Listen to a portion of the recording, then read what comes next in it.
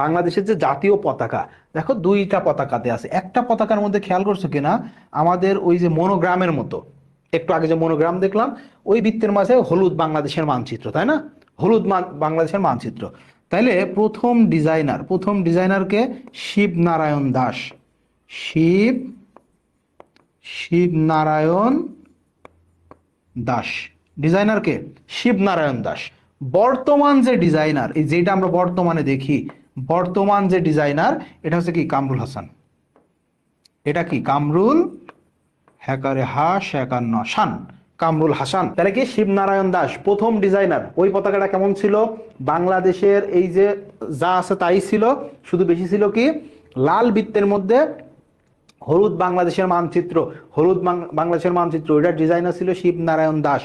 শিবনারায়ণ দাস, ওকে, শিবনারায়ণ দাস, শিবনারায়ণ দাস। এখন খেয়াল করো, এই প্রথম বাংলাদেশের প্রথম পতাকা উত্তোলন করা হয় কবে? প্রথম উত্তোলন, খেয়াল করো, প্রথম উত্তোলন, প্রথম উত্তোলন কবে? 2 মার্চ। কবে?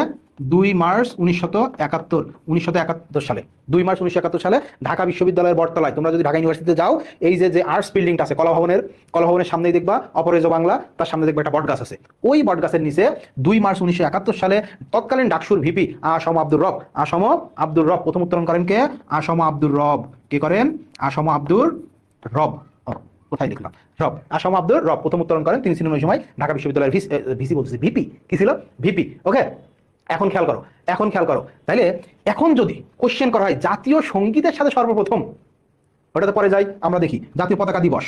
পতাকা দিবস কবে বলতো? পতাকা দিবস বলছে ভাই 2 মার্চ যেহেতু প্রথম উত্তোলন হয়েছে, তাহলে নিশ্চিত এই 2 মার্চই হবে পতাকা উত্তোলন দিবস। হিসাব সোজা। পতাকা উত্তোলন দিবস কবে? 2 মার্চ। পতাকা উত্তোলন দিবস কবে? বলছে ভাই 2 মার্চ। কেন? বলছে ভাই প্রথম উত্তোলনই তো হচ্ছে তোমার ইয়েতে, প্রথম উত্তোলনিত হয়েছে কোথায় ভাইয়া? এই 2 মার্চে। 2 মার্চে প্রথম উত্তোলন হয়েছে। এখন দেখো জাতীয় সঙ্গীতের সাথে সর্বপ্রথম জাতীয় পতাকা উত্তোলন, জাতীয় সঙ্গীতের সাথে, খেয়াল করো, জাতীয় সঙ্গীতের সাথে, জাতীয় সঙ্গীতের সাথে উত্তোলন। ওকে, জাতীয় সঙ্গীতের সাথে প্রথম উত্তোলন এটা কবে? এটা হচ্ছে 3 মার্চ, 3রা মার্চ 1971 সালে। যেদিন তোমরা জানো যে 3রা মার্চ 1971 সালে পল্টন ময়দানে স্বাধীনতার ইশতেহার ঘোষণা করা হয়। ওখানে মূলত ওই 3 মার্চে আমার সোনার বাংলাকে জাতীয় সঙ্গীত হিসেবে গৃহীত করা হয়, এবং ওই দিনই জাতীয় সঙ্গীতের সাথে আমার সোনার বাংলা গাইতে গাইতে পতাকা উত্তোলন করা হয়। তাহলে জাতীয় সঙ্গীতের সাথে সর্বপ্রথম জাতীয় পতাকা উত্তোলন করা হয় 3 মার্চ 1971।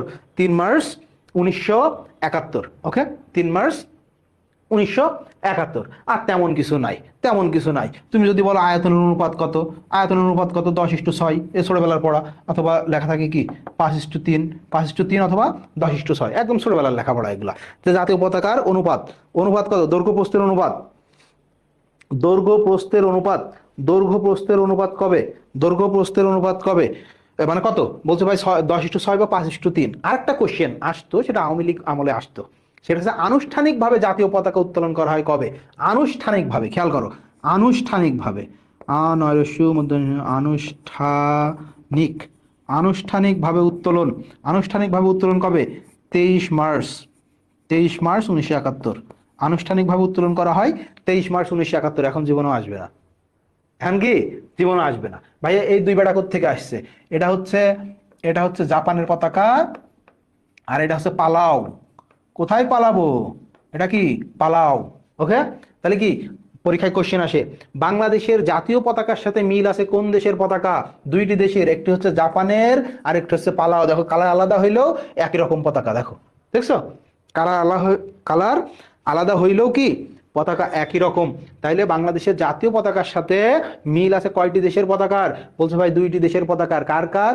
জাপান এবং পালাও। জাপান এবং কি পালাও। তোমরা পালিয়ে যাও।